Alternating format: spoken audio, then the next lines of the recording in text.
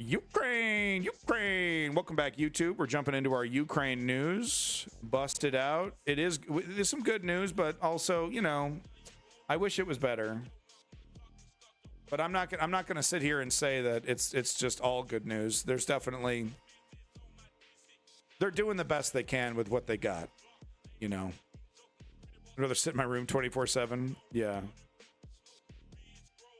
As long as it's safe, I can't wait to a sustainable energy. Hopefully the point is controlled by capitalist pigs. Yeah, hopefully. Just a bunch of random news. Just going to blast through it as quickly as I can here. Russia closes Polish consulate due to unfriendly acts. Poland pledges equivalent response. Actually surprised that, you know, Poland has any, you know, official presence inside of its territory from Russia. But, you know, I don't like to see this. It's an inevitable reaction to the situation on the ground. Poland, of course, fully supports Ukraine and the Ukrainian effort. As we've seen on TVP World, the right-wing government of Poland, which I believe is currently in charge, not friends of Russia. So I'm surprised this is even still like this, but this is the inevitable. This kind of stuff is inevitable. Right. With that said, I would like to see one day a future where Russia is no longer engaging in the type of imperialism that it's engaging in, and that we're opening up consulates instead of closing them. I would prefer to see that personally. Obviously, that's not the case right now. Moving on. Putin says, so this is the motherfucker. I mean, what the fuck is going on, dude? What the fuck is going on with Putin and Prigozhin, man? Some picture of Prigozhin in his goddamn underwear waking up in some tent somewhere. He's all waving to the camera. And now we hear this news. Putin says he tried but failed to oust Prigozhin after Wagner mutiny. Okay, thank you, Guardian. President tells newspaper he met mercenary chief to negotiate terms for fighters' continued participation in the Ukraine war. So we've had fucking radio silence from Putin about Prigozhin, right? Up until like right now. So now he decides to make a comment about the guy.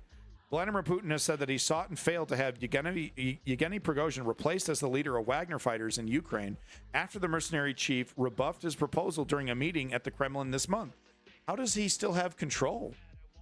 Putin's version of events, which appeared in an interview with the Kommersant newspaper, was a surprise admission that the Russian president was still negotiating a takeover of the Wagner mercenary group. Analysts have suggested that last month's short-lived Wagner rebellion exposed Putin's weaknesses and inability to manage the conflicts among the various power players in the regime. On Friday, Belarusian state media broadcast footage it said showed the Wagner instructors had begun to arrive in Belarus as part of an exile deal reached with the Kremlin after the aborted mutiny. By the way, it seems like this is happening because Wagner is replacing official Russian military in Belarus. Putin told the columnist Andrei Kolesnikov that he met Prigozhin and 35 Wagner commanders at the Kremlin after the mutiny and sought to negotiate terms for the mercenary group's continued participation in Russia's war in Ukraine. During the meeting, Putin said he offered Prigozhin the option to allow Wagner fighters to continue to serve in Ukraine under the leadership of their battlefield commander, Andrei Trochkev. Quote, all of them could gather in one place and continue to serve, Putin told Kolesnikov, who has covered the Kremlin leader for several decades, and nothing would change for them. They would be led by the same person who had been their actual commander this entire time. Interesting. The offer met with some support from the Wagner commanders, Putin said. Quote, a lot of them nodded their heads when I said this. Yeah, gee, I bet that happens quite a bit for Putin. But Prigozhin, who was sitting in front of them and didn't see their reaction, said, no, the guys won't agree to that decision. Thank you for that follow, Chris. The whole Prigozhin shit was so weird. I wonder what they actually happened. I mean, we're not going to find out for like 5 years, maybe. The interview appears to be part of a broader effort by the Kremlin to win the loyalty of the Wagner rank and file, even while seeking to discredit Prigozhin by leaking sensitive and embarrassing information about him. I bet you that's what that picture was about. Him looking all weak and frail and pale and in his goddamn underwear waking up, you know, in the morning. No way he approved of that photo. During the interview, Putin also said Wagner did not exist, citing Russian legislation outlawing private military companies and putting its future in doubt. I mean, that seals the deal right there, you know. Dara Massicot, a senior policy researcher at RAND, a U.S. think tank, a very pro-war U.S. think tank, by the way, who specializes in Russian military strategy, says Putin's version of events signaled he could outlaw Wagner at any moment while seeking to drive a wedge between Prigozhin and his fighters. So maybe that's what this is, just a slow driving wedge, right, to separate Wagner's loyalty from Prigozhin. Maybe that's why he's still alive, Prigozhin. Quote, he is signaling, I am going to separate Prigozhin from this tool, Wagner, and the Wagner fighters, which I still need, he said. I still need that tool. I don't need this man as much. Yet it was surprising for Putin to make public the failed negotiations with Prigozhin. That, yeah. Even as he sought to reprise his role as the godfather of various power interests in Russia. Interesting. Quote, I don't think this makes him look as strong as he thinks it does. Yeah, I don't. If this is a power move, it doesn't seem like one, from the Western perspective at least, said Massicot, who described the supposed meeting as theater after the failed rebellion. Quote, this is messy. From the Western perspective, yes. We got to remember that Putin is not interested in what MSNBC thinks. He's interested in what the Bababushka in Moscow thinks. Abez Galyamov, a political consultant and a former speechwriter to Putin, said the fact that the two met showed that Putin was willing to normalize the relationship with Prigozhin. Yeah, it's weird. It's weird because a power move would be just Putin making a decree and then Prigozhin disappearing, right? Well, both sides still need each other, Galyamov said. I guess that's true. I don't know how true that is. But added that Putin's remarks to the Commiserate and the media campaign against Prigozhin suggested that the two sides didn't find common ground. Interesting. All right. Well, I don't have time to read the rest of this. But yeah, the plot thickens. The plot thickens. If you would like to read the rest of this, it's right here. Sorry, folks. It's a stream. I got to keep moving. But yeah, if you would like to read it, it's right here. So yeah, very interesting with Prigozhin. I'm holding up. I'm no longer making guesses and withholding my opinion until I actually see what the hell is happening. It kind of seems like it's a power thing, making Prigozhin look weaker while Wagner is being officially absorbed into the military. Maybe that's where I side, right? But honestly, I'm so confused by the whole situation. I'm in a wait and see mode with Prigozhin. I think it's safe to say though that Wagner as an entity is basically over with. And, you know, the most deadly elements of the Wagner mercenary group are probably being, you know, funneled through the system and pushed to the front lines where they're most effective against Ukraine, unfortunately. Moving on, Ukraine changes its counteroffensive tactics after heavy equipment losses. So this is the not so good news I was talking about here. This is from Pravda, so grain of salt. And I would like to start off this by saying that Ukraine has been making gains almost every battle, you know, they're making gains, but entrenched Russian defense, which is they specialize in this kind of digging in, sources New York Times, there you go. But Russians specialize in this kind of digging in, and it is a fact that in the south Ukraine has yet to even run into or get to the first defense line that Russia has set up. And the reason why they're doing that is because the Ukrainian military is valuing human life over territorial gains. The real question is though, and this is absolutely Putin's calculation, can the Russian military outlast the Western support for Ukraine? Right? That's the calculation. How long is Germany and France and the UK and of course, and the United States is going to be on board until the very end, of the viability of this conflict, right? If Ukraine is no longer making gains, the United States will stop supporting Ukraine because it will start looking bad. Right? That's the calculation. Can Russia outlast the support for Ukraine? Yeah, Davey making a point about Wagner not having a good relationship. Yeah, I mean, we've already heard reports of Wagner mercenaries who have already joined up with regular Russian military, being hazed and becoming a pariah in their unit because, like, oh, you tried to invade our country, huh, Wagner boy? That kind of stuff. Be hated by other soldiers and would be assigned to most dangerous jobs and be used as expendable. Yeah, but that's just, I mean, that's just how Russia does it anyway. So nothing, that doesn't change too much. The fact that they're, that they're fucking sent into the meat grinder. I mean, that's Wagner, right? Tisriel. I'm still seeing trolls who are pushing the basic bitch takes. They have become less aggressive. Yeah, they have. As they're doing it out of necessity to earn money and not actual feelings of patriotism as before. They're bullshitting their job, basically. Yeah, I agree. Yeah, I agree. Sir Tryhard just found out that I can tongue punch your fart box is a bad pickup line. Go find a different stream. You're not that funny. All right, moving back to this here. Let's hear what this this short article from the New York Times has to say. Welcome back, Al Rakabi. Ukrainian troops have changed the tactics of conducting a counteroffensive, which helped them reduce losses in military equipment, but also slowed down the territory's location.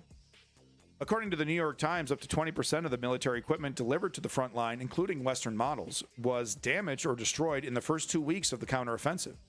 This level of equipment losses decreased to 10% in the following weeks due to the fact that Ukraine had changed its counteroffensive tactics. In particular, Ukraine's armed forces are focused more on exhausting Russian forces with artillery and long-range missiles than on attacking Russian minefields, the New York Times wrote. But the good news obscures some grim realities. The losses have also slowed because the counteroffensive itself has slowed and even halted in places as Ukrainian soldiers struggle against Russia's formidable defenses. That is honestly not true. That is not true. Russia is not being halted because they couldn't take certain places. They could if they wanted to. What they do is a calculation, right? How many people are we going to lose? How much equipment are we going to lose? How important is it for us to take this city or to take this position, right? They do that calculation and they go, well, that's not as important as this place over here, where it's more strategically viable for us to take that position. So what may look like what may look like the Ukrainian military halting and being incapable of pushing past is probably the Ukrainian military making a decision about whether they even want that spot or not, and saying, no, that's not worth the resources and men required to take it. It's more important to take this other place. That's what we're seeing. And frankly, the media doesn't know how to talk. They want another Kherson, right? They want another, massive, gains everywhere. Ukraine taking it back by, and that is not the situation anymore. Russia has had plenty of time to dig in, and they absolutely have.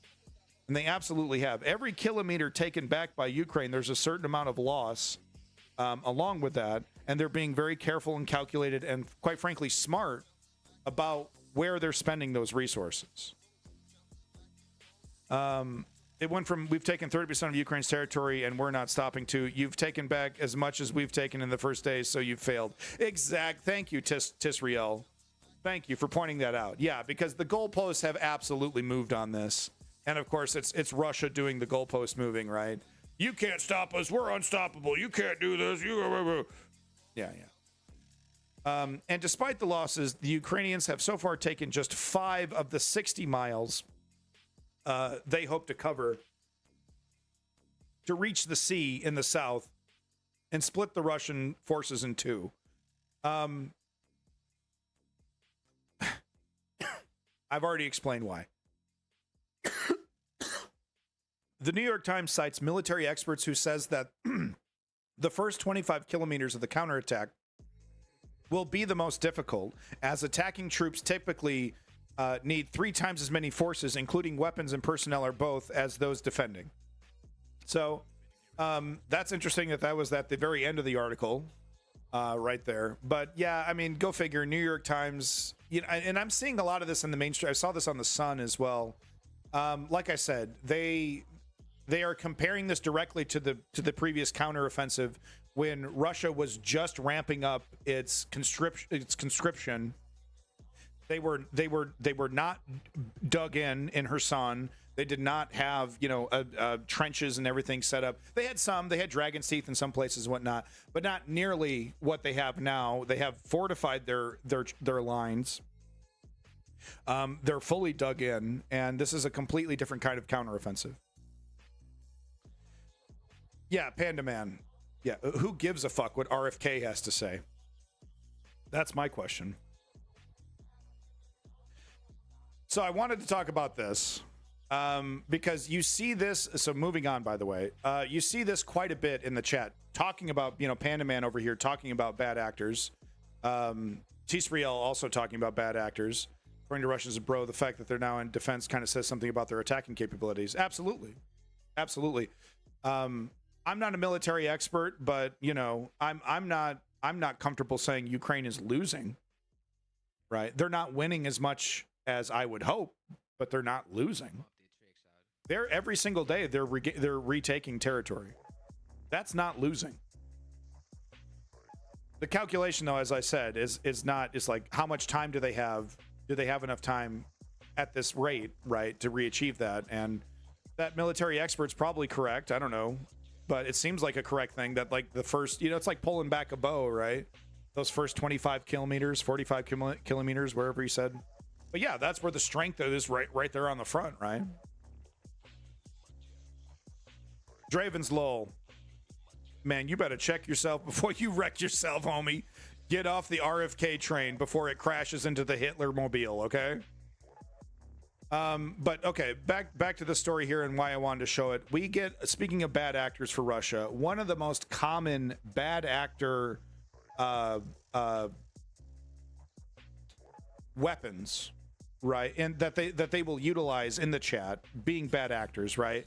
They will say, "Oh, my family's a victim of Ukraine's aggression during the 2014 Donbas genocide, when Ukraine tried as hard as it could, whatever elements of the Ukrainian military existed at the time, tried as hard as they could to push back against Russia's invasion of the Donbas, and like the Ukrainians captured and tortured civilians, and my uncle and my aunt were bombed, and in Ukraine, you know, there was Russians in the basement and they shot them up, and story after story after story by bad actors that are basically trying to make the point that, oh, well, you know, this Ukraine's aggression in the Donbas and Crimea really justifies the response that we're seeing from Russia. Like, this didn't just start after Crimea. Like,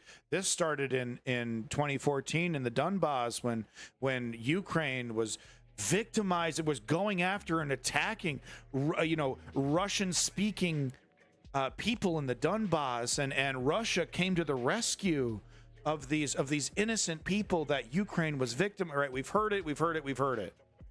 Right? Well, go fucking figure. Victims of the so-called Donbas genocide were paid actors. Prigozhin's fired trolls reveal. Welcome back, Chrono Stampede. Hey, folks, make sure you check out Chrono Stampede's Twitch channel. Make sure you check out Lenny's YouTube channel, Accidents Waiting to Happen. But, you know, give your boy Chrono Stampede a like and subscribe, okay, folks? He's working hard.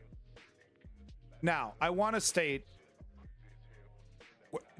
did civilians die, you know, from the Ukraine military attempting to push back the Russian invasion in Donbass?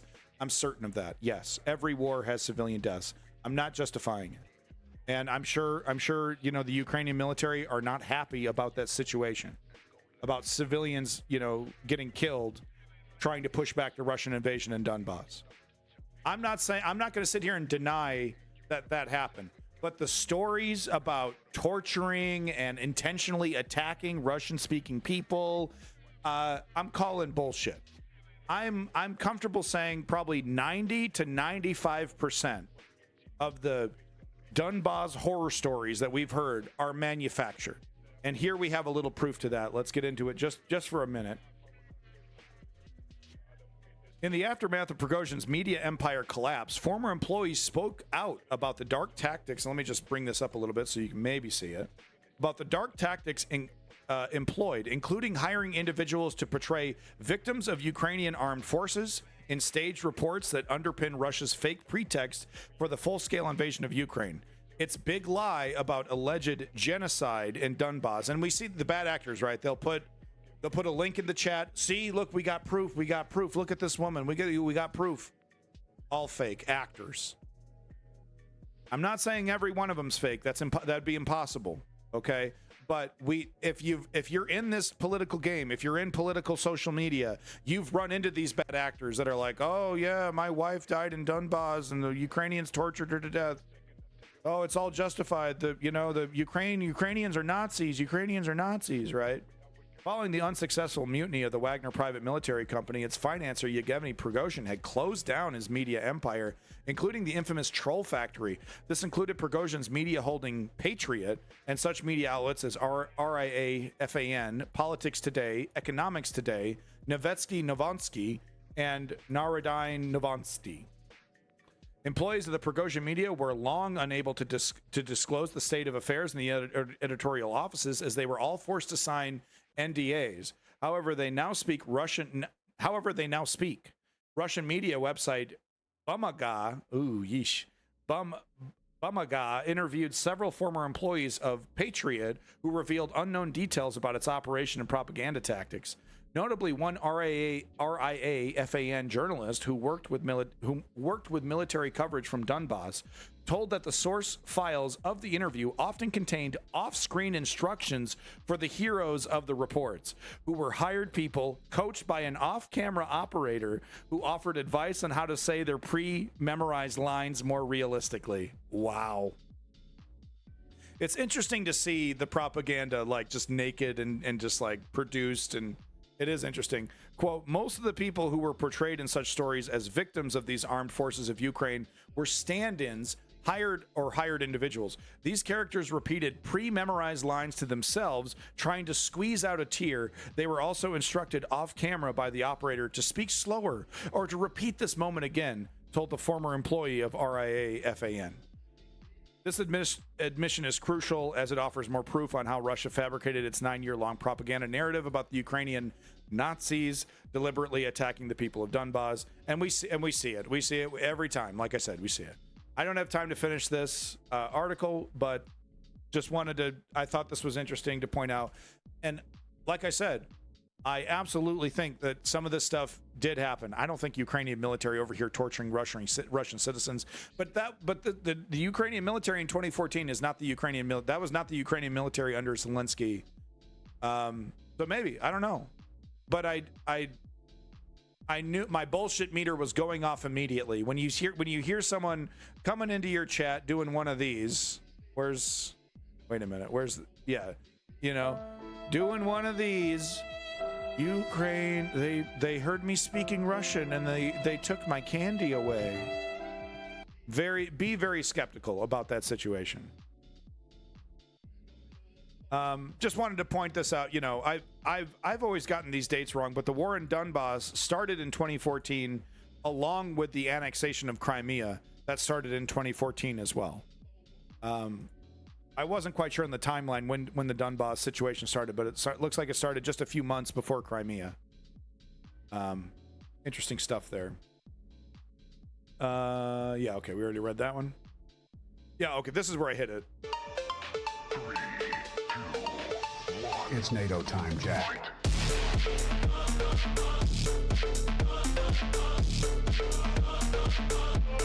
It's a cool video. I don't like the military focus of it. I wish they would show the other, like one of the other standout elements. Who's Jack? You're funny. I wish it would show some of the other elements of like what these countries are proud of instead of their big military caches. But this does, honestly, this does to me show the power of this alliance. This alliance is like, this is the strongest military alliance on the planet fucking Earth. Look at this.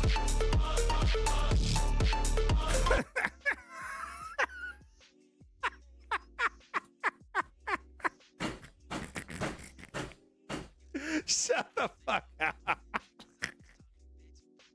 Good Could you imagine? It's World War III, right?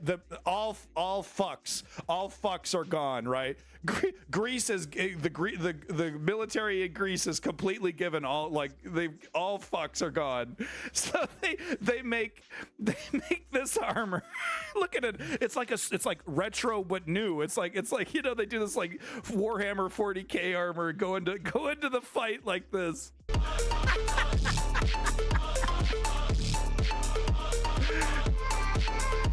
I mean, this alliance is powerful.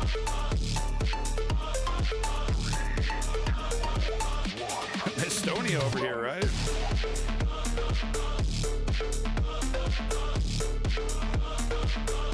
I have not Oculus. Go ahead and put those in the chat. North Macedonia and Finland. Yeah. I just need to point this out. Epic cringe. Do not do this.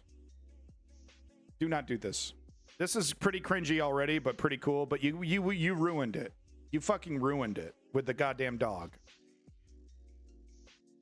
Moving on. So earlier in the stream, I was giving commies credit.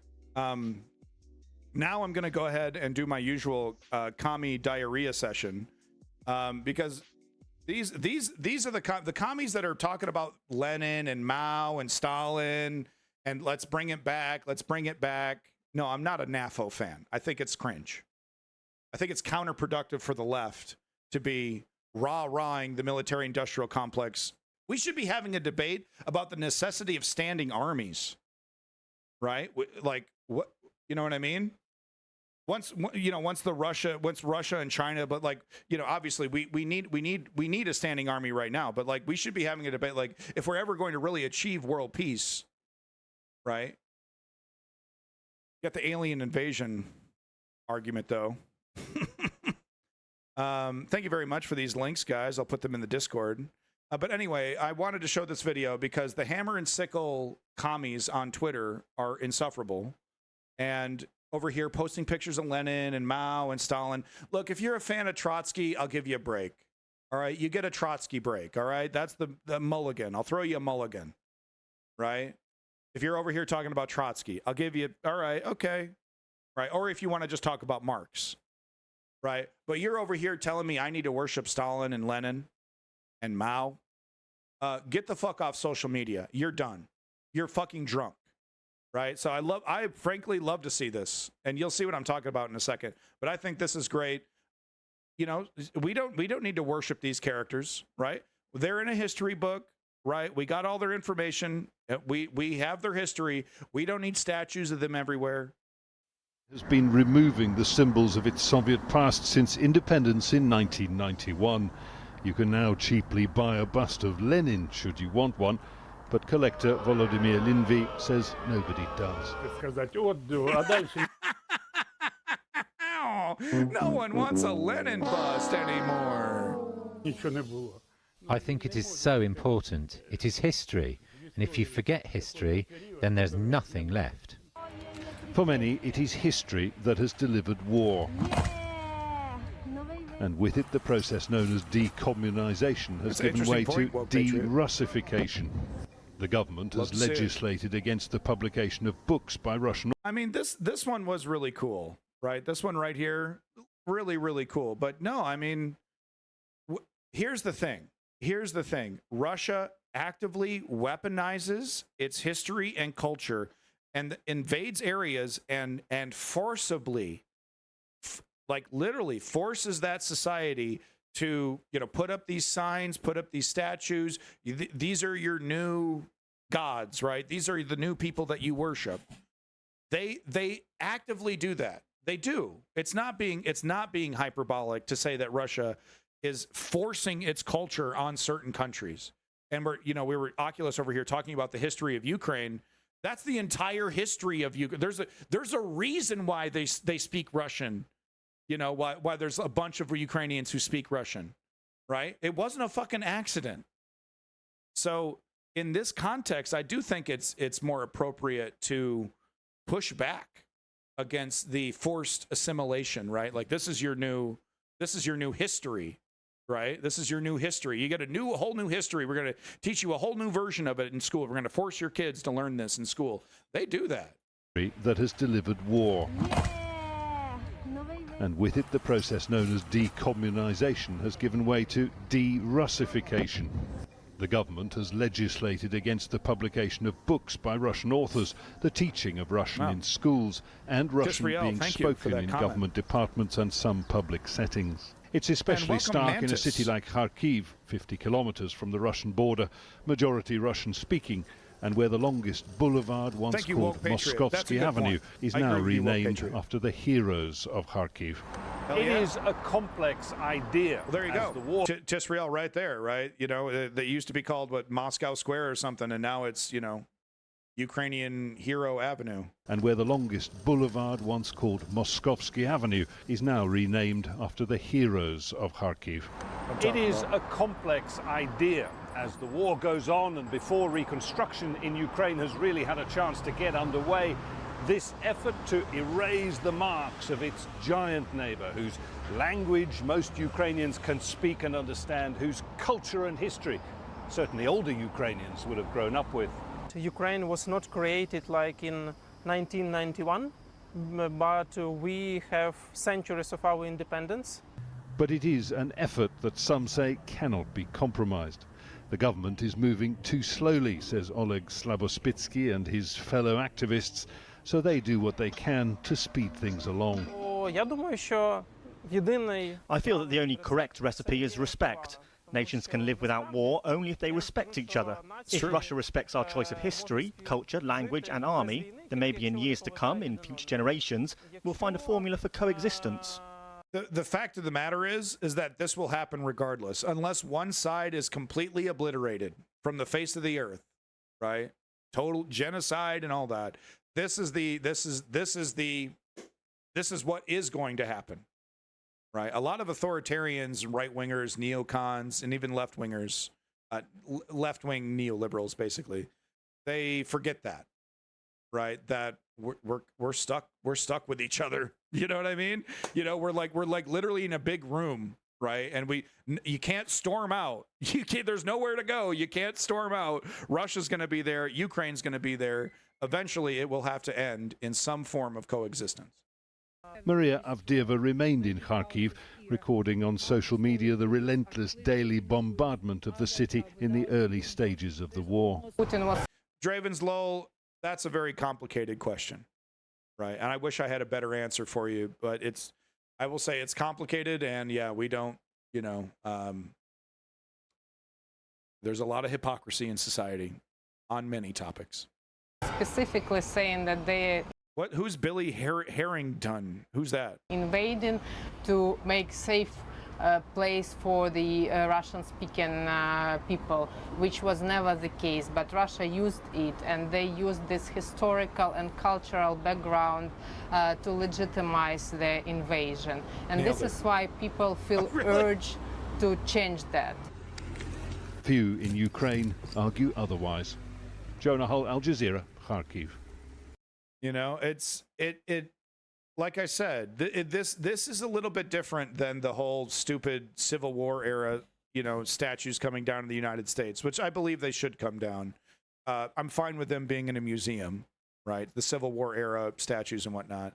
This is different, though. This is different because, like I said, this is an intentional weaponization of Russian history and culture, forcing that assimilation on other countries and people and societies and cultures. It is different. Got a link here from your boy Woke Patriot, not Woke Patriot, sorry, Chem Goblin. A lot of people posted this, but Chem Goblin posted one here from Mastodon that was translated, so I appreciate that. Where's my beats? If I wasn't able to show this video because it was absolutely horrific, but there's a video, and you can kind of see it here, but there's a video of a Ukrainian leaving an armored personnel carrier. He kind of jumps out, maybe jumping out, because he definitely intentionally jumps out quite a bit. Maybe he was trying to dodge a different mine, lands directly on a mine, and his leg is blown fucking right off. His leg is blown right the fuck off, dude. And he's like he's crawling back, you know, and his buddy in the APC is trying to get him back, but he knows it's a minefield, so he doesn't want to jump out. It was terrible footage. I mean, the guy's leg was like literally holding on by a thread. It was horrific. Good news though, he's alive. He's healing up. He's got his girlfriend or wife there with him. This is a translation. The Ukrainian soldier who played the main role in the infamous Bradley's on Minefield video posted by journalist Yuri Butsuov is back home. He lost a leg but is alive and well. After watching the video, he concluded that he had probably beaten his record in speed mounting tourniquet in the field. You see him do that. He's busting out a tourniquet and putting it on his stump immediately so he doesn't bleed out. He read an interview. He said that he tried to jump into the area where it looked like a mine had already blown up. He thought that it would be the safest area to jump. And that's war, man. You make one wrong split-second decision and your life is irrevocably changed. And this is why Putin and war makers in general, Bush, Cheney, Obama, need to be held accountable for their actions. This is what it does to good people. Good people. Absolute warrior, yeah. And he's got quite a sense of humor about it. He's all like, you know, being self-deprecating, you know, all about it, you know. I mean, to find the courage and strength to do that. If you want to know more about this, here's the link provided from Chem Goblin in the Discord. Thank you. Thank you, Chem Goblin. I'm not going to read this. I just thought it was hilarious and petty and really exemplifies everything wrong with the Russian military. So if you don't remember, Zelensky recently made a visit to Snake Island on the 500th day anniversary of the war. Really quite a somber anniversary. But he went to Snake Island. You know, the infamous "fuck you" Russian warship was spoken there. Of course, the Ukrainians were taken prisoner. Several died defending Snake Island until they were, you know, taken over by overwhelming force and taken prisoner. They have since been released, but Zelensky went there, paid tribute to the heroes, and Russia found time in their busy schedule to drop a high explosive bomb on the island. It makes you look like a bitch. Makes you look like such a bitch. You know? Yeah, Draven's Law, exactly. The people starting the wars, I mean, they should not be living high on the hog, right? Is there a low explosive bomb? Yeah, I mean, yeah. That is a good point, though. A bomb is a bomb. Moving on from that, I just wanted to point that out. Incredibly petty, stupid Russian military. Moving on. Thousands of Ukrainian civilians are being held in Russian prisons. Russian plans to build many more. Absolute gulags, torture chambers. You know,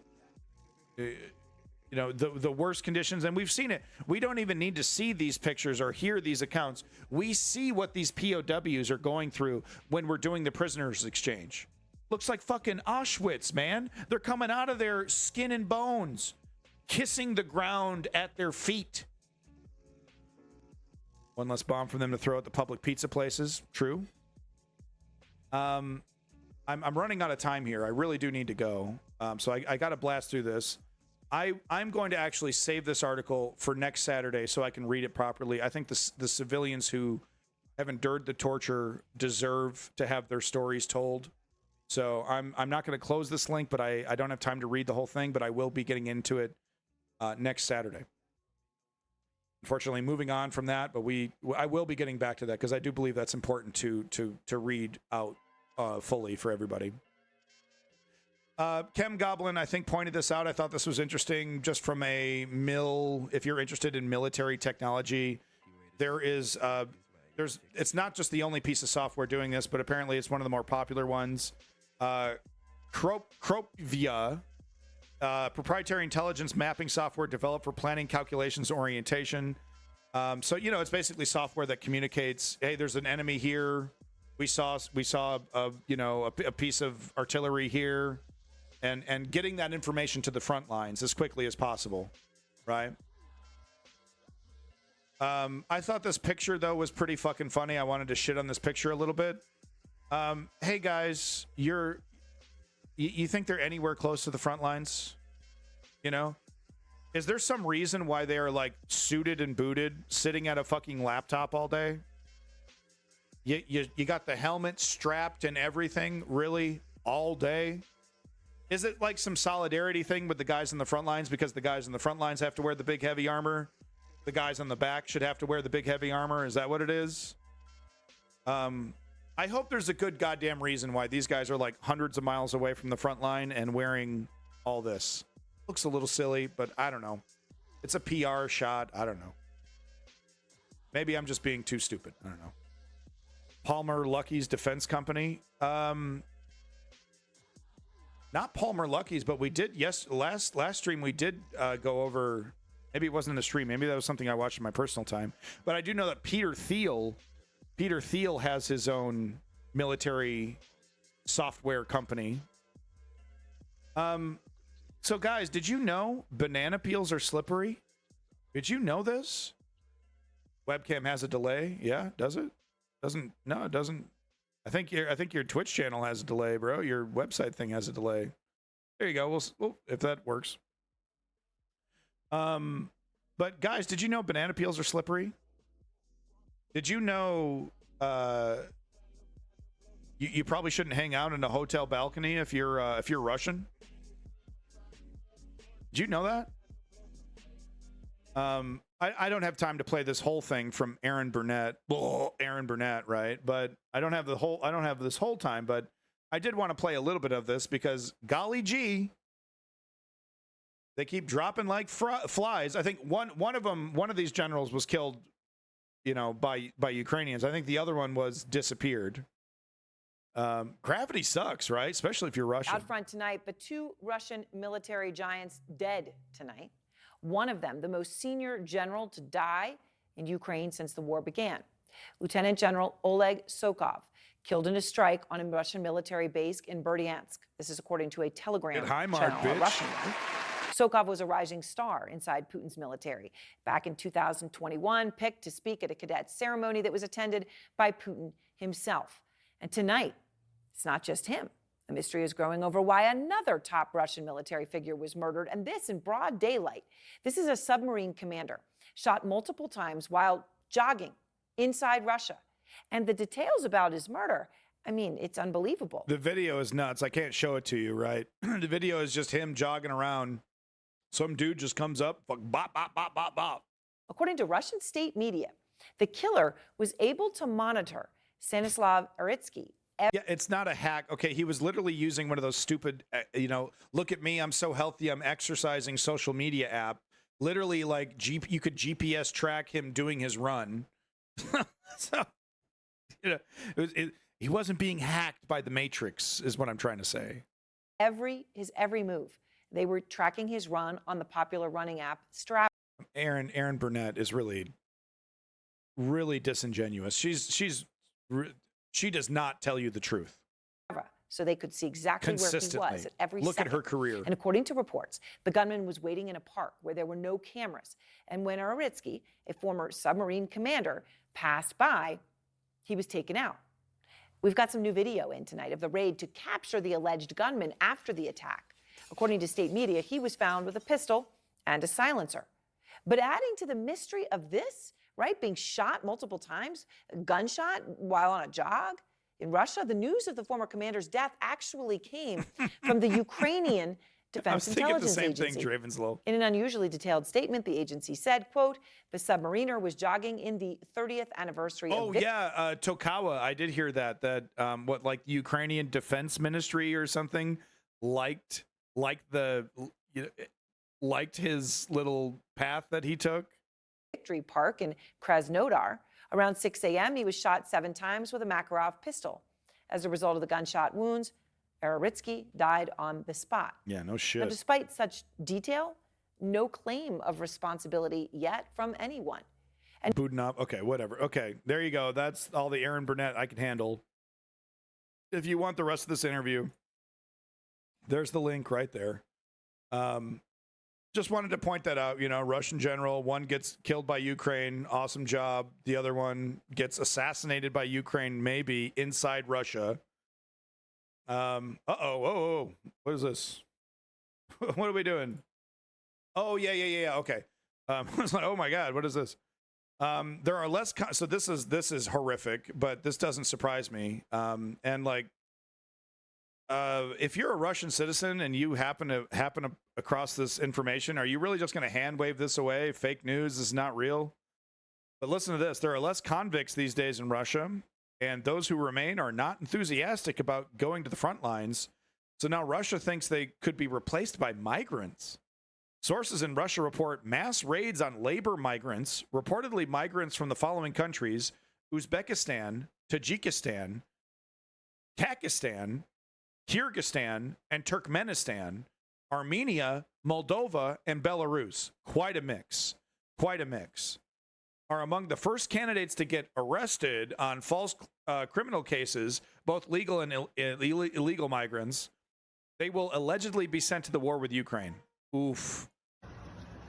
Honestly, do you think these guys are going to be fighters? You know, do you think these guys, because like, and Russia has to know this. So they send these guys to dig trenches. They don't expect, you know, they know that they're not going to have good luck with putting an AK in their hands and, you know, and having them do that. They know that's a fact, but they get these guys to dig trenches, you know, close to the front lines, put themselves in danger. We've seen this actually. Some of the footage, you see some of this trench footage. You know, these guys are like, you know, absolutely not ready for combat, right? Laborers, farmers that were scooped up by the Russian machine. Has the coolest name, the Motherland. Yeah, okay. Sure. Back which side they're going to be forced on, Ukrainian or Russia side? Russia. It shows exactly why Ukraine can never surrender, that they'll be exactly Tokawa, exactly. Yeah, we kind of already covered this, but yeah, Elon Musk is, you know, putting money into the pockets of pro-Russian bad actors on Twitter. I don't have time to really get into this, but we've already covered that. This is really, I heavily encourage you to read this whole Twitter thread. I unfortunately don't have time, but I do encourage you to read it. It's all right here. But this is shocking. And once again, if you've been following Russia, it doesn't surprise. But reports suggest that Russian commanders are demanding a standard bribe of a month's salary, 100,000 rubles, or about $1,000, to allow their men to go on leave. Those without money or connections are spending months fighting on the front line without being rotated or rested. So you've done your time. You fought countless battles in your trench.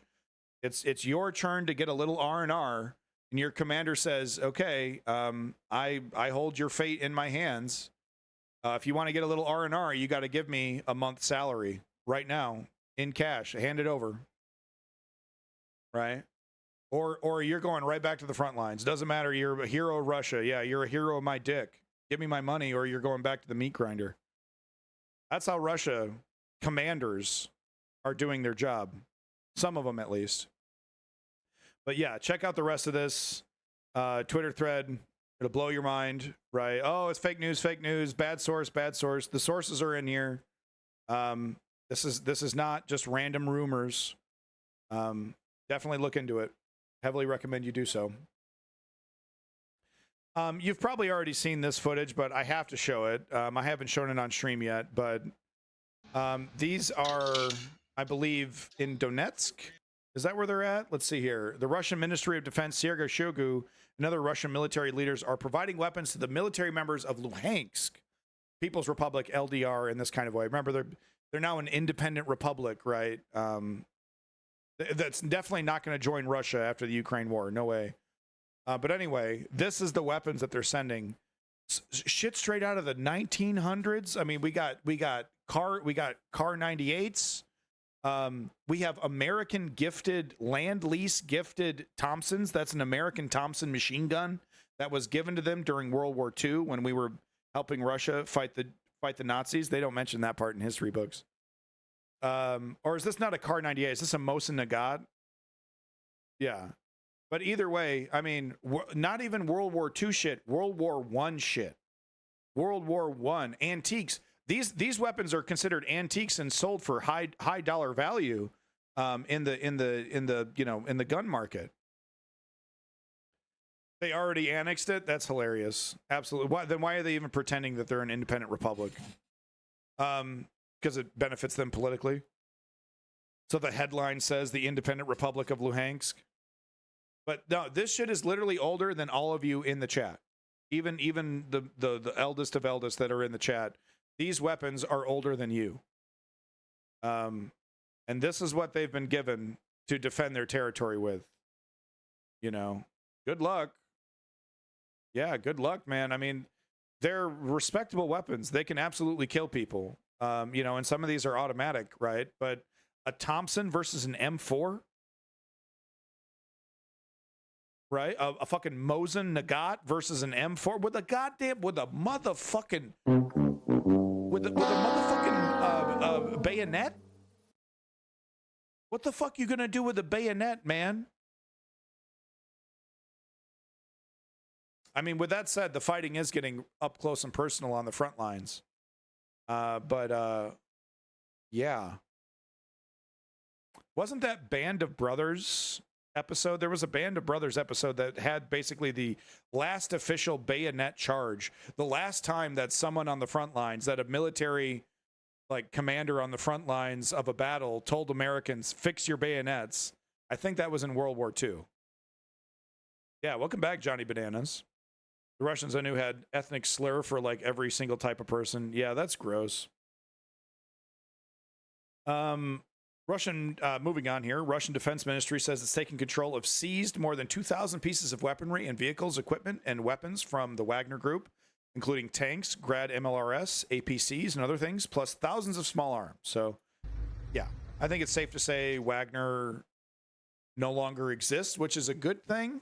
But I think Putin is, trying to get the best of both worlds here. Maybe not make a martyr out of Prigozhin. Maybe, like I said, I'm not really quite sure. But I think it's safe to say that, if you're a Wagner mercenary, you're either playing ball and, joining the regular Russian military, or, I don't think you're going to be able to run away to Belarus or Africa to continue to be Wagner. God damn, look at those mines. Jesus, dude. So this is what it looks like when one of those ammo warehouses we see get blown up. This is what's inside. This is what's sitting inside. Oof, that's a lot of boom. I don't know what this guy's doing. I don't know what he's doing. This you could get like $1,000 on the resale market for these antiques. Just been sitting in a dusty box for literally decades, and then shipped to a front line in the modern military. This is like Age of Empires, when you're you have tanks and you're up against the tribesmen. They didn't invest enough in their technology trees, so they still have spears. Last major bayonet charge was 1951 Korean War. The U.S. commander Lewis Millett got a medal for honoring Medal of Honor for leading it. I mean, nothing says, get ready to have your nuts rocked, fix your bayonets, boys. That is interesting. Thank you for that little statistic, Davey. This is interesting. So we've seen a couple brief images of, and we've also seen POWs coming back from Russia. So let's take a look. Let's see how Ukraine treats Russian POWs. I'm sure they're being tortured. I'm sure they're being held in a hole. I mean, we're talking about Ukrainian Nazis, right? We're talking about the worst of the worst. Azov Battalion, right? The absolute worst. So let's go ahead and take a look here.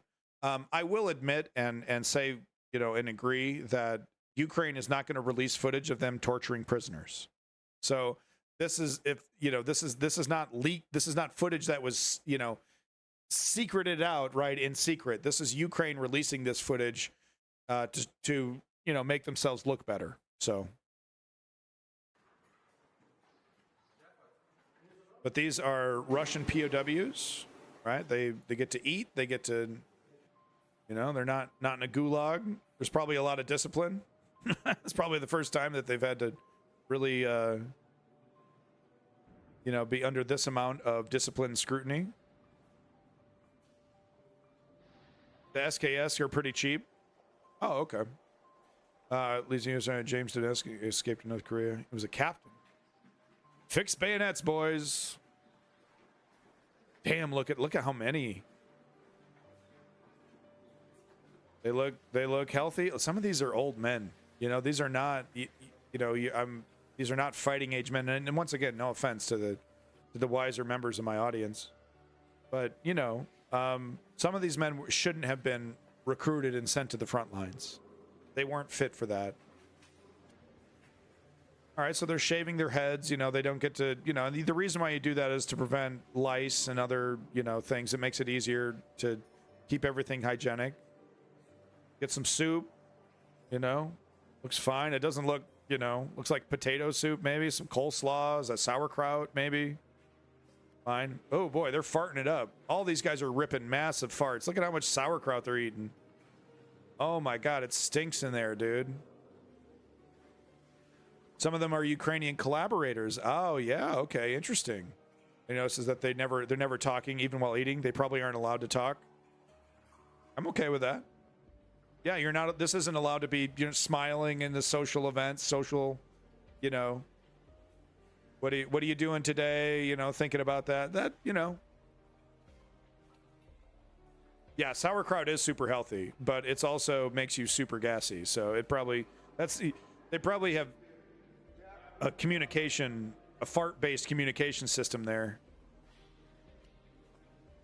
Interesting. Looks like there's some kind of interaction there that they're allowed to participate in. Very regimented. Very regimented. So there you go. That's the Ukrainian torture chambers for the Russians. Like I said, Ukraine wouldn't be releasing this if it made Ukraine look bad in any way.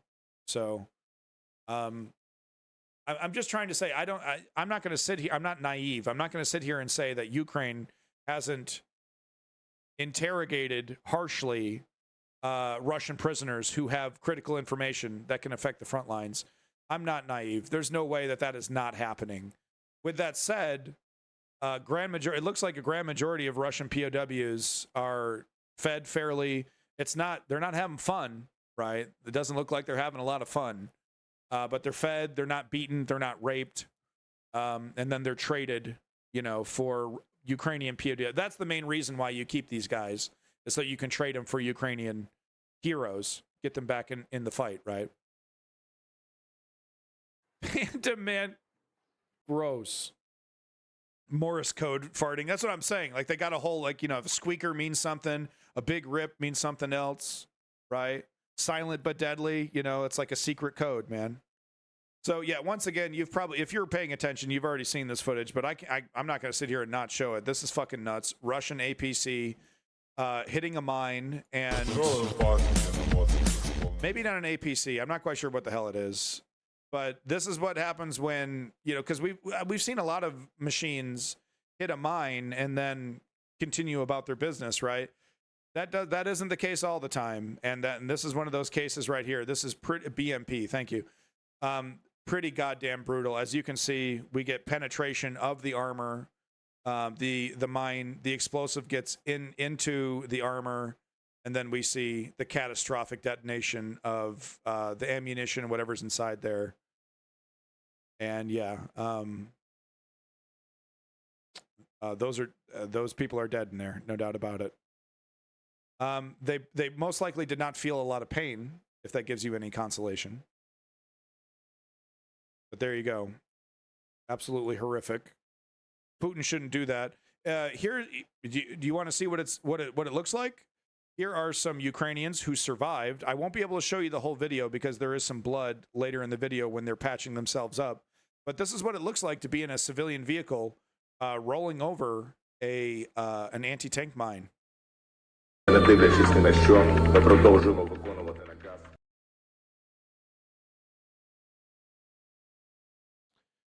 So, like, literally ejected from the vehicle. Okay, so I can't show this part. It gets a little bloody. If you want to see this video, it's right here. If you would like to see the whole video, But just one more time, just so you can get. And I wish they hadn't put music over this one. Ситуація вкрай складна, але не дивлячись ні на що, ми продовжуємо виконувати наказ тримати оборону. It's and like the windshield gone. You're basically left with the frame of the vehicle, right? It looks like the entire thing, flipped and collapsed on itself. It's unbelievable that these soldiers survived. So these some tough motherfuckers going through here. So, God, I love these videos, and this is great. I have a twofer right here. We get to see what it looks like when you're firing the missile and sending it down the lane, and we're also going to get the view of one of these missiles coming towards you. This is really crazy. I can't show the ending to this video because these are soldiers that are being attacked. But so we have some Russian soldiers right here. We have some Russian soldiers right here. And this is, I think these missiles are usually used to shoot tanks, but we have seen them used. No, it's okay. They're human beings, Davey. But we have seen these used against infantry in the past, but these are usually weapons you would use against a tank. So there it is right there coming in, and they had so much time to see it and react. I don't know who's if they did or not, but it's this. I'll show you what it looks like coming from the other end. Just pants shittingly terrifying. Yeah. Okay, so there it is right there, going in. All right, so I can't show you the boom part. Jeff Bezos says no. If you would like to see the conclusion to this video, it's right here. But here's what it looks like on the other end. These things are miles away from you, right? So they're in the air for a couple seconds before they hit you. But think about how fast this thing is going, right? Boom. And look at that. Just snaking around. Whoosh.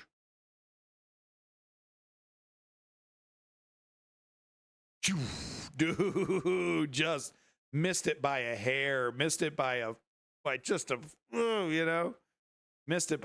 little bit. Whoosh.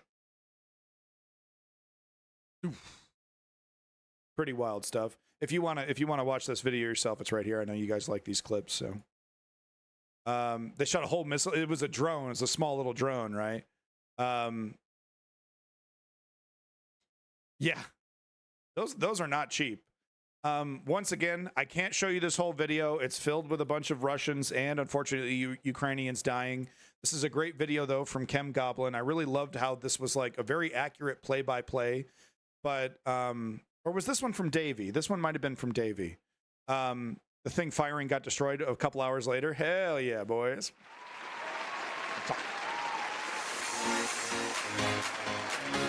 Kind of news I like to hear. I'm anti-drones, but they're so fucking cool. All right, you can be anti-drone all day, but they're not going away, buddy. It's from Chem. Thank you. You can be anti-drone until the cows come home. They're not going away. But anyway, what we're going to see here is a Russian, and it's interesting to see the results of corruption, of political corruption, right on the front lines. Okay, this guy's been scooped up from his happy home, sent into this maelstrom on the front lines of a motherfucking meat grinder, and he is not even given the tools he needs to succeed. Oh, Davey. Oh, I hate to hear that, man. I love your links. But so here we have this guy right here, this Russian right here, trying to do his job. He needs to get his ass home, right? Trying to do his job. Під натиском штурмової групи росіяни сховалися в бліндаж. З бліндажа вибігає один російський боєць без шолому. Намагається вести вогонь. Але автомат зразу клинить. Мабуть, за ним погано доглядали та рідко чистили. Oh, it is super loud. I'm sorry. Thank you, Chem Goblin. I didn't even notice that. I'm very sorry about that. Боєць повертається. So anyway, this is the funny part right here. So he tries to do his job. Something's wrong with this. He's like already frustrated. He's already frustrated. But His shit jams up immediately. Боєць повертається до бліндажа. He's screaming Кидає pissed. автомат Throws свого the gun союзника. at the guy. Починається бій. Throws the gun at the Стає guy. зрозуміло, Why що are you цей giving me боєць this командир. equipment, right? Why Росіяни am не дуже I like хочуть having to воювати. deal with Не дуже this? хочуть покидати бліндаж, вступати в бій Tantrum, штурмовою right? групою. It's wild to me though, because he's having this like tantrum while grenades and bullets are flying everywhere, right? This little petty drama that you would see on some like, you know, some like Uber driver drama, right? Some in frustration that you would see at a ice cream parlor or something, someone being a Karen, right? That's what I'm used to seeing these emotions. So he chucks the gun, just straight up chucks the gun, you know, in there. Still kind of loud. Okay. Сідає, схоже на те, що він It just образився. sits down, dude. It just like, this is a shambles. This is such a shambles, right? How I can't even do my job. Takes his shoe off for some reason. Maybe he had a stone. Maybe he had a stone in his shoe. Doesn't put his boot back on. Мотивація відбувається шляхом виштовхування піхотинців з He's like, you бліндажу. go, you go. Man. Oh, he does? They just cut that part out? Okay. But anyway, bullets flying anywhere. These guys then attempt an assault. It goes nowhere. It goes nowhere. They're being shot at. We got Ukraine all over the place right here. He's got a snake in his boot. But yeah, I mean, like, I really do wish, like, the next time Anonymous hacks Russian TV, that they show something like this, right? Enough of this, the fucking, you know, like, because this is the second or third time Russian TV has been hacked. Show this, right? Show a Russian patriot doing everything he can to be a good soldier. And just like he doesn't, they don't have, you know, they're out of grenades, they're out of ammo, and they don't even have guns that shoot, right? He would probably be better off with a Mosin Nagant. He probably would have been more effective with a Mosin at that point. So just wanted to show it. But if this is a really great video, it's a 15-minute video, play-by-play breakdown of how the Ukrainians are taking these trenches. And folks, it's not easy. Okay, every single kilometer that they take is earned in blood and sweat and tears. And this is what it looks like right here. This is an amazing video. Heavily recommend you check it out in your own time. I wish I could show the whole thing, but Daddy Bezos says no. This footage is shocking, and I can show it to you. No one gets hurt. Unbelievably, no one gets hurt. But you've experienced what it's like to be in a car when a mine is blowing up. This is what it's like to be a soldier on the front lines, doing your job, going through a tree line, and having artillery land right next to you. Don't worry, folks, it's all censored. I know it's loud. It's loud. Sorry, it's loud. Sorry. Look at that, dude. One more time.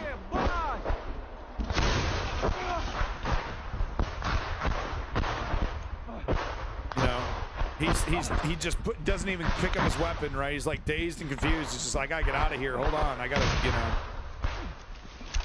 know, hold up.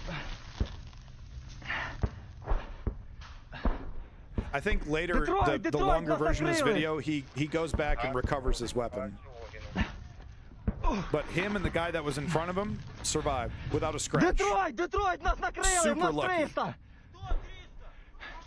Super lucky.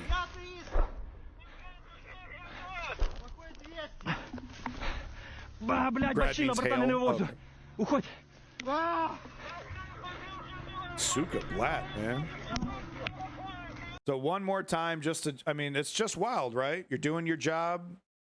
You know, you're kicking ass. You're taking names. You got no control over this. I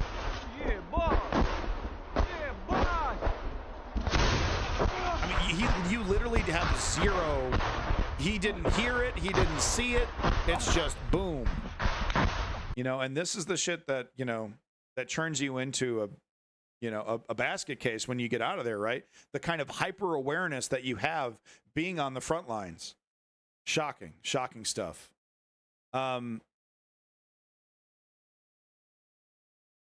We didn't see, there were no bodies in there. Ukrainian battalion obliterates Russian checkpoint amid intense mortar and artillery barrage. There ain't no bodies in that. Don't be telling on me to Daddy Bezos. Daddy, I didn't show a body. Daddy, I'm sorry, Daddy. Jeff, you and me, bud. I didn't do it. Don't believe Davey. Okay? Sorry, Jeff. I hope you do well. You should get your ass back into space. Have you considered the Titanic, Jeff? Amazon Basics logo on the Titanic? What if? What if? I'm just saying, Jeff, give it a shot. All right, let's go ahead and dig into this one here.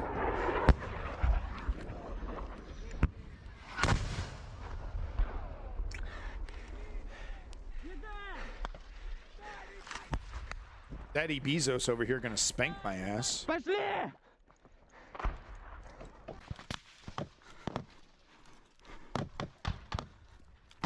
Scrolling through threads. Oh, get him. And he's all like, can I do an Amazon Basics version of Twitter? So as you can see, these guys are spaced apart to minimize casualties if they're ever hit with something. I assume the person walking is like a commander or a person of a higher position that he's allowed to move this freely.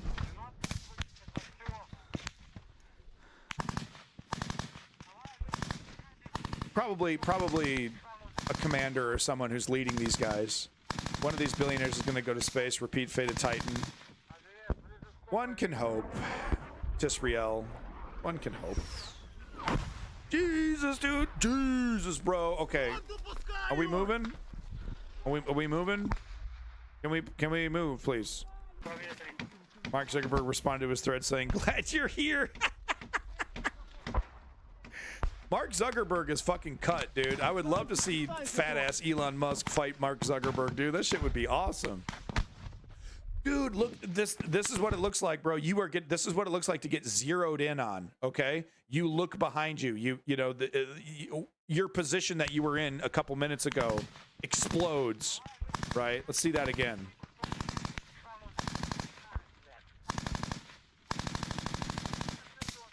Yeah, right here. Okay, so that's one up front. And then another one blows up behind them. Like what, right about here? Something like that. Yeah, it's got to be here. Yeah, right here. So, you know, you were just standing here a couple minutes ago. You guys were right here. Can we go? Can we move? I think this guy is literally, you know, hey, are we going? Are we moving forward? Right? But look what happens when you're moving forward. Something blowing up in the distance there. But this is what it looks like to be zeroed in on, right? They're getting closer and closer. And when you're up against the Ukrainians, they don't need a lot of time to zero in like the Russians do with their old school World War II artillery. The Ukrainians are able to, like, the first hit, you know, jackpot. But yeah, no, dude, no, this is what it looks like when you're getting your front and your back hit. Oh, okay, yeah, I'm curious, Chem Goblin. So it was right about here.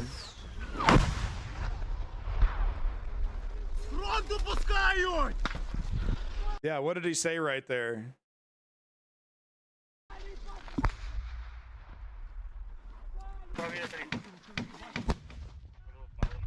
Pretty crazy. All right, and the final video of the day is, of course, going to be a map update. We're just going to get a quick map update from my favorite resource, reporting from Ukraine. Let's just go ahead and get this. Unfortunately, he's no longer posting in the afternoon, so it's a 17-hour video. Sorry. Launching a drone? Is that what he's saying? Day 506. Today there are a lot of updates from the east. First of all, more information became available about the storming operation of the most powerful fortification in this direction, the trench network on the hill west of Klishchiivka. Oh, they're launching the Russians. Okay. When Ukrainians finally established control over the dense tree area, Ukrainians could basically see Russian forces in the trenches in front of them. The setting was the following. Ukrainian positions were in the forest, while Russian positions were 400 meters east. Ukrainians accumulated their forces in the forest and planned to attack Russian positions by rapidly advancing towards Russian trenches along the tree line. In order to survive such a raid, Ukrainians conducted extensive artillery preparation and suppressed the enemy fire as much as possible. Russian forces understood what was coming next and paid very close attention to the accumulation forces in the small forest. Nonetheless, soon, Ukrainian fighters from Hold on. the 24th and 5th Assault Brigades published a video of how they were working on the fortification, confirming that the assault was successful and they cleared the trenches. Okay, I can show in the this. small forest. Nonetheless, soon, Ukrainian fighters from the 24th and 5th Assault Brigades published a video of how they were working on the fortification, confirming that the assault was successful and they cleared the trenches. Later, another footage showed how a Ukrainian tank was It boggles my mind how much garbage there is always surrounding Russian positions. It's like they're garbage people. in the south. Like they really, you know, I didn't realize how much Ukrainians were picking up after themselves. Western part of the fortification and firing high explosive shells at the next Russian positions in Klishchiivka. Unfortunately, the tank was targeted by the Russian ATGM crews. Despite the successful operation, moving further became temporarily problematic, because after the Russian commanders received the news about the loss of the tactical heights, they started dumping all of their reserves to Klishchiivka. Russian forces even deployed Chechen units to save the situation. Yeah, Unfortunately for Russians, Chechen forces did not manage to break the situation in Russian favor. Ukrainians have a twofold advantage. First of all, their positions are on the hills above Klishchiivka, from which Russian forces are attacking. And secondly, when Ukrainians built this trench network, they chose a very special shape.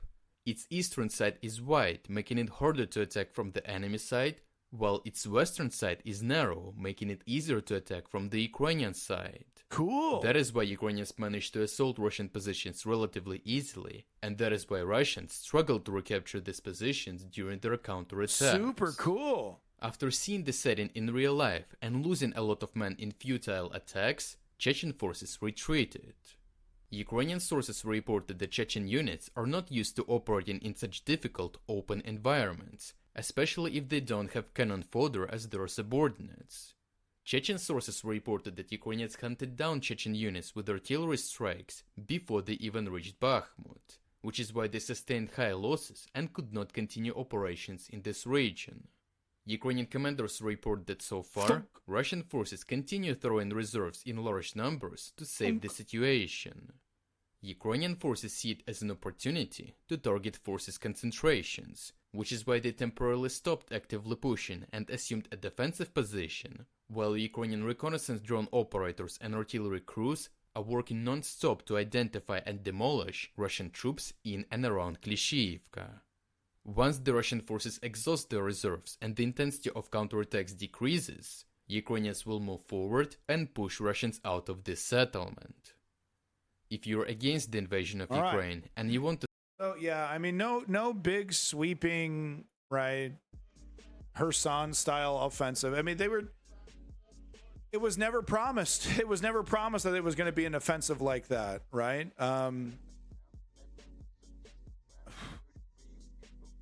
It doesn't. If progress is like this in another month, I think there will be some major questions about, you know, okay, is Russia just going to be able to outlast us? Is that what's going to happen? Is Russia just going to be able to do this? Right? We don't like it, but does Russia have enough time, money, and human resources to just throw at this indefinitely? The horrific reality might be that yes, right? With that said, Ukraine is winning. Ukraine is taking back positions, but I mean, it does. I goddamn, I hate to do this. I agree with Chris Christie. Ugh. I technically agree with Chris Christie on this one. What more escalation can we do? We got the cluster bombs. I mean, we're not going to do chemical weapons, obviously. We're not going to do nukes. We got the big Moabs. We got the MLRS. We got the motherfucking HIMARS. We got them all. We got them all. Centrist, don't rub it in, woke patriot. You're making this harder than it needs to be. I deserve it though. So yeah, I mean, there's no more escalation. There's no more. We got the jet fighters, we got the fucking tanks, we got the Abrams, we got the top of the line tanks and the top of the line jets. There's no more pussyfooting around. Okay, the cat's out of the bag. It's a proxy war. We're funding it. Let's get in there. And yeah, I mean, I do think we need to start having a conversation about American boots on the ground. They need help. Maybe not on the front lines, right? Like Davey said, we can have U.S. troops or NATO troops, probably. And let's be real, it'd be NATO, because then the United States wouldn't have to send. It wouldn't have to be always all Americans, Canadians. You know, as you saw the video, Croatians, right? Are they in there? Maybe not. Croatia isn't. Is it? I need to watch the video again. God damn it, I'm getting off course here. But no, I think if we could have NATO guarding the border, the northern and western borders, the northern and western borders, allowing Ukraine personnel and troops to reinforce and buttress the front lines. That would be a good use, right? Because it would be a non-combat role, unless of course Russia decided to invade from that vector. But then you're up against NATO. So I think we'll see. I guess we'll wait and see the next couple weeks. But I do think that debate might be inseminated into the zeitgeist, into the discussion very soon. This debate about, okay, well, is NATO going to be putting boots on the ground then? Yeah, how the progress of war renders all the things said at the onset of the war completely untenable. True. Yeah. It changes things. All right, folks, but that was my conclusion. That's my Ukrainian coverage. Thank you. Big props to my YouTube, my 114 YouTube subscribers. Thank you so much, YouTube. Talk to you soon.